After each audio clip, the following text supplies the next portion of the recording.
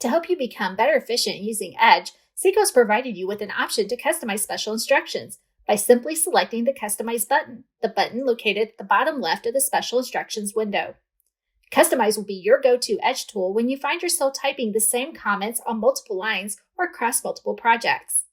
To build a list of comments that you frequently add to your Edge lines, select the New button and you'll be provided with a blank row to type any text you need.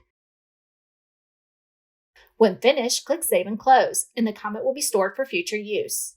To add a comment from your customized list, click Special Instructions on the line, check the box beside the comment you want to add, and click Save and Close. You will see that the comment you had pulled from your customized list will now be visible on the line. Here are a couple of additional things to note regarding the Customize button. Comments added to this list are not project-specific. If you start a new project or open an existing project, you will see the same customized list. At any time, you can delete customized comments by checking off what you no longer want and simply click Delete. Seco Edge is proud to add helpful tools like the Customize button for special instructions to help you become even more efficient in your projects.